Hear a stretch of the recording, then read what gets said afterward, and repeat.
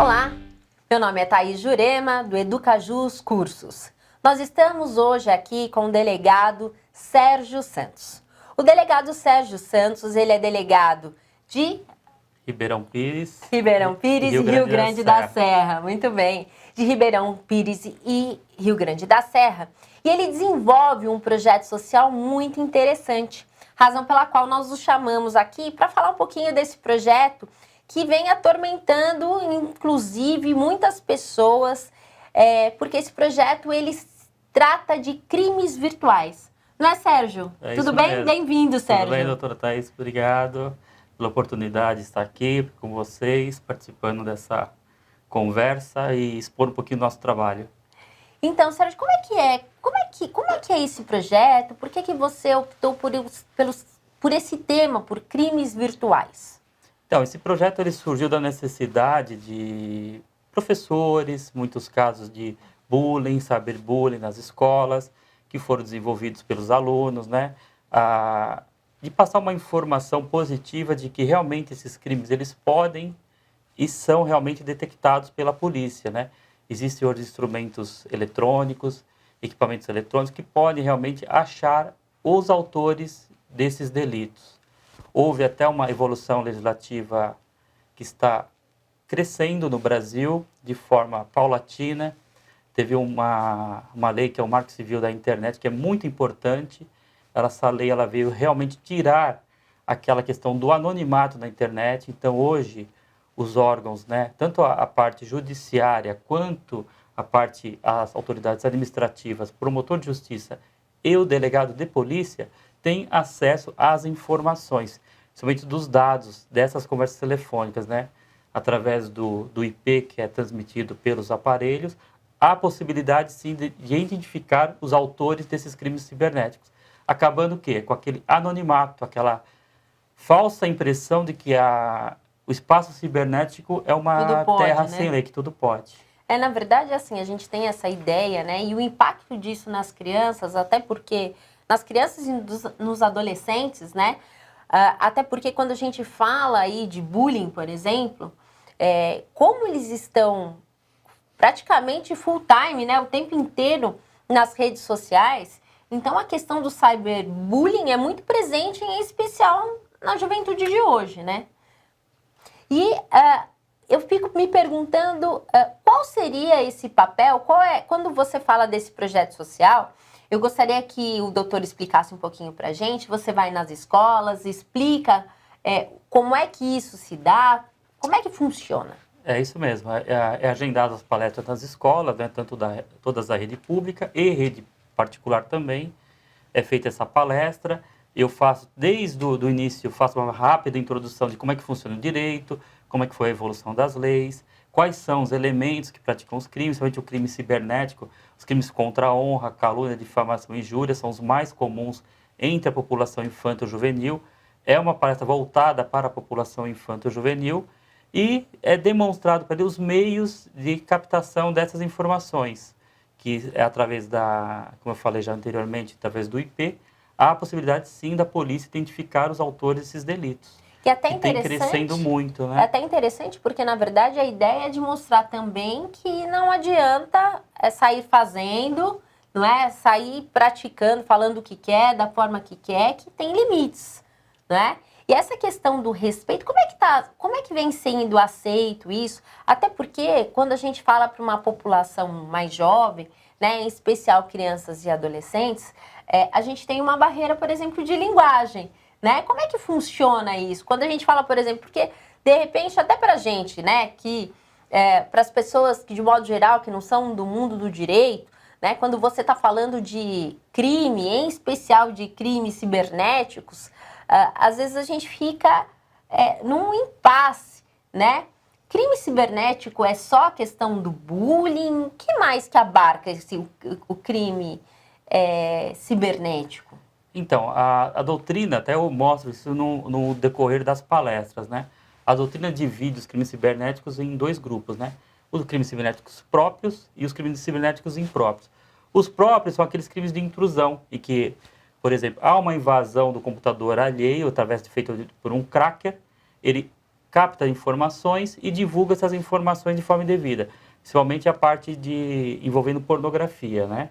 Então existe esse delito. E os impróprios, em que, na verdade, os equipamentos eletrônicos, os equipamentos de mídia, eles são utilizados como meio para a prática de um outro crime, que é crimes contra a honra ou crimes patrimoniais, por exemplo, estelionato.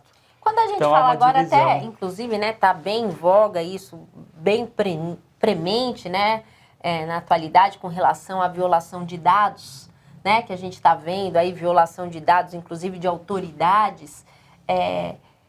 O doutor pode falar um pouquinho a respeito disso? Tá tendo um questionamento se o COAF pode, e a Receita Federal, né, poderia ou não ter essa quebra de sigilo sem a ordem judicial. O que o doutor acha a respeito dessa situação? É necessária a ordem judicial por uma questão de segurança jurídica? Ou o COAF poderia agir aleatoriamente, a polícia pode agir aleatoriamente, sem ter essa ordem judicial para a abertura dos dados? Então, vou fazer uma simetria com a lei que eu falei anteriormente, né? A lei de Marco Civil da Internet. A coleta de dados, quer dizer, a qualificação da pessoa, quem é a pessoa, o instrumento que foi fornecido para a prática de um crime cibernético, não há necessidade de decisão judicial, tá? Não há necessidade de pedir essa autorização. Então, não há o controle. Agora, o conteúdo das informações que também ficam registrados por um período que vai de 1 ano a 6 meses pelos provedores, há necessidade sim. Então é importante para a sociedade, para o cidadão ter exatamente o equilíbrio, né? Sopesar esses valores, né, da intimidade da vida privada e realmente a punição. Então há necessidade de ter um equilíbrio sim. Então, na verdade, assim, a ideia é que até diante dessas discussões atuais, né, que nós temos com relação à violação de dados, é que haja uma ponderação, né, a respeito disso, até para que não se viole, inclusive, dados que não deveriam ser violados, né? Doutor, como é que a gente pode falar, além do bullying, do que é tratado? É interessante, o doutor falou que é mencionado algumas lições preliminares de direito, inclusive existe um projeto de lei recente, particularmente recente, a respeito de inserir nas escolas o estudo da Constituição Federal. Então, é só um projeto de lei, não houve aprovação ainda, mas existe este projeto de lei. O doutor acha que isso seria interessante, seria importante para que as pessoas conhecessem, para que as crianças e os adolescentes conhecessem não só os seus direitos, como seus deveres também? Eu acho muito importante, porque, na verdade, todos esses projetos de lei, né? Inclusive também tem uma lei de 2015, que é a lei que fala sobre a intimidação sistemática, né, que nós conhecemos como bullying. Na verdade, são projetos que procuram o quê? A cultura da paz. Procurar o quê? Divulgar informações para os alunos, né, agindo o quê? Com a prevenção. Né, são as políticas públicas de segurança, que você age de forma preventiva, antes que aquele crime aconteça. Porque eu também falo um pouquinho sobre a falta de conhecimento da lei. Muitas pessoas praticam algum tipo de delito, como eu tenho aquele ditado popular, né? Achado não é roubado, e muitas pessoas acreditam que isso é verdade. A letra da lei do roubo realmente não vai se encaixar no delito, mas existe sim um delito de apropriação indébita de coisa achada.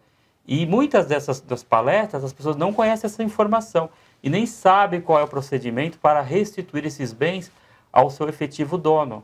Então, muitas vezes eu explico que a própria lei fala que esses objetos podem e devem ser entregues para uma autoridade. A lei não fala qual autoridade, mas fala lá assim que essa autoridade pode ser uma autoridade judiciária, pode ser o delegado de polícia ou o promotor. Existe um procedimento na lei civil, né, que é de jurisdição voluntária das coisas vagas. Então, o delegado apreende aquele objeto, se não tiver uma identificação imediata, e remete esse objeto para o judiciário. O judiciário, através dos instrumentos próprios, vai procurar esse dono para restituir os valores, ou objeto. Então, é muito importante a informação. Eu acho importantíssimo que a pessoa realmente conheça os seus direitos e deveres. Então, a Constituição, estudo das leis, vai formar o quê? O cidadão. Então, nós estamos aqui, é até interessante falar desse projeto. O doutor Sérgio veio explicar para a gente esse projeto, que eu achei sinceramente fantástico. E, em virtude disso, nós estamos desenvolvendo uma plataforma que se chama Educa Social, aonde as prefeituras poderão acessar, então a gente vai disponibilizar para as prefeituras esta palestra, essa informação tão necessária para os jovens e adolescentes, né? Em especial de lugares aonde é difícil chegar. Então a gente vai utilizar dos meios, né, da internet, da nossa plataforma, para que essa informação chegue, né? Então às vezes a gente erra, nem sabe o que está errando exatamente por essa ausência de informação, não é, doutor Sérgio? É isso mesmo que acontece. Tem muitos delitos que as pessoas praticam. Outro delito que é assim, na verdade, a palestra, o tema principal é crimes cibernéticos, né? O bullying, o cyberbullying. Só que eu acabo aproveitando o ensejo, já que a população infanto-juvenil, que precisa de informações, e falo também do crime que é muito comum, que as pessoas não sabem, né? Que é o servir bebida alcoólica para adolescentes, né? População infanto-juvenil. E é um crime também. E os pais, né, têm essa habilidade. Muitas vezes o pai fornece bebidas alcoólicas para os seus filhos, né, a população infanto-juvenil, né? E o que acontece? Estão praticando um crime previsto em lei. E é um crime grave, além do quê? Poder causar uma dependência psíquica nos seus filhos. Olha que interessante, né? Então, ó, às vezes as pessoas erram, cometem crimes e efetivamente não sabem dessa ilicitude, embora, né, óbvio, quando a gente fala de dar bebida alcoólica para uma criança, realmente é um tanto quanto absurdo, né? Independente de haver tipificação penal ou não. Mas mesmo assim, eu tenho certeza absoluta que parte das pessoas que estão nos ouvindo agora não sabiam que é um ilícito penal, né? Que elas podem ser processadas criminalmente, ter uma pena e ter aí a sua vida manchada em virtude de uma ilicitude que inclusive é muito grave, né? Porque como o doutor acabou de dizer, pode causar dependência nesse trato com as crianças e com os adolescentes, né? Além dessa proteção com relação ao ECA, né, doutor? Exatamente. Na verdade, existiu o quê? Uma contravenção nesse sentido, que era o servir bebida alcoólica, e o princípio da proteção integral da população infanto-juvenil. O legislador, preocupado com esse aumento desse tipo de delito, criou o crime. Então, aumentou a pena e aumentou os verbos, né, para justamente o quê? Proteger muito mais essa população infanto-juvenil. Nós estávamos, só te interrompendo um pouquinho até, nós estávamos conversando antes de entrar no ar, né, a respeito também dos crimes contra idosos, que vem crescendo muito, das pessoas se aproveitando com relação a idosos. Doutor, pode falar um pouquinho para a gente? Eu sei que foge um pouquinho do tema, né, da palestra e tal, mas eu acho interessante porque eu tenho, como eu tenho idosos em casa, né, e a gente sabe que os idosos, eles confiam mais, né, eles são menos desconfiados e isso os torna também mais vulneráveis, né? É bem verdade. Realmente, na delegacia acaba acontecendo, infelizmente, esses casos, né? Um dos crimes mais bem elaborados que eu vi ultimamente é aquele que a pessoa entra em contato com a pessoa, informando que ela está perguntando se ela está fazendo uma compra ou não. A pessoa, naquele momento, ela não está fazendo a compra. A pessoa realmente confirma, passa o número de um protocolo para ela, para que ela confirme posteriormente com uma terceira pessoa, pede que essa pessoa ligue para um dos telefones do cartão. A pessoa acaba ligando, mas o estelionatário que está do outro lado da linha não desligou o telefone e a pessoa acredita, né, falsamente, induzida ao erro, está ligando para o banco, mas na verdade não está ligando para um outro estelionatário, que confirma as informações, pede que ela inutilize aquele cartão da forma que ela quiser, que ela corte da forma que ela quiser, e que geralmente um motoboy irá buscar esse cartão. Quando ela entrega o cartão, às vezes com a senha, acontece o golpe, porque geralmente é no final de semana ou numa sexta-feira, e a pessoa só vai saber que houve esse desvio do dinheiro da sua conta na segunda. Acho que está falando com o banco e na verdade não está. Não está falando, está falando com um terceiro estelionatário. Um criminoso. Com outro criminoso. Uhum. É exatamente então, isso. Então é importante a gente divulgar isso, né? E aí compartilhar até essas informações para que as pessoas tenham ciência e possam realmente defender os seus direitos e até, né, como nós falamos aí, ter esse limite do dever de também saber o que deve, o que não deve, o que pode, o que não pode, né? Doutor Sérgio, eu agradeço muito. Eu que agradeço a sua participação. Eu tenho certeza que esse projeto aí, desenvolvido pelo Educa Social, com patrocínio do Educajus, vai ser realmente muito legal, até porque você dá oportunidade para que jovens possam ter conhecimento a respeito de algo que às vezes está tão distante da sua realidade, né? E, na verdade, está lá batendo na porta e a pessoa só não sabe como agir, não sabe qual é a informação e você vai estar trazendo essas informações, né, para que eles possam aí se proteger, inclusive. Até vou aproveitar só o ensejo antes de encerrar, para não ficar também muito longa a nossa conversa. Deixar de ficar aqui falando, né, Falando Sérgio? bastante, né? Aproveitar o ensejo. Tome muito cuidado, simplesmente também apologia ao crime. É um crime muito comum na internet. Em Ribeirão Pires aconteceu isso, no Facebook. Né? Existe uma situação de animais, que eu amo os animais também, protejo bastante os animais. Sou suspeita, porque eu também adoro. Né? Tenho 2 pet filhos, né? Então, amo demais os bichinhos, né? Que depende do nosso carinho, depende da nossa proteção. E na estação de trem, teoricamente, um cachorro acabou mordendo lá uma pessoa que estava passando e simplesmente, ao invés de pegar situações efetivas para resolver a situação, começaram a postar no Facebook, né, que deveriam matar os cachorros, Nossa, que absurdo. que deveriam colocar veneno. E isso também, essa apologia ao crime, também é apurada. Então, quem faz esse tipo de atitude, esse tipo de insinuação nas redes sociais, seja ela qual for, qualquer plataforma digital, da mesma forma que eu falei, há a possibilidade, sim, através do inquérito policial, através do IP, verificar quem são essas pessoas e serem punidas. Então, é muito importante. Aí faço, muitas vezes eu não sabia que isso era um crime. Não, então, e até aquela história da baleia azul, né? Exatamente. A incitação tem responsabilidade. ao suicídio. As pessoas elas têm que ficar atentas, que não é porque elas estão atrás de um computador que elas não serão achadas e nem punidas, né? A manifestação da expressão tem seus limites, né? Tem que respeitar o direito do outro. Verdade. Sérgio, muito obrigado. Volte sempre. Muito obrigado. Pessoal, nos siga aí nas nossas redes sociais. Nós esperamos você, esperamos as suas sugestões.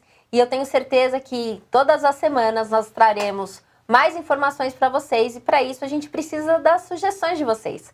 Falem conosco e a gente tem certeza que vai trazer mais informação para que a gente possa ter uma vida melhor. Obrigada!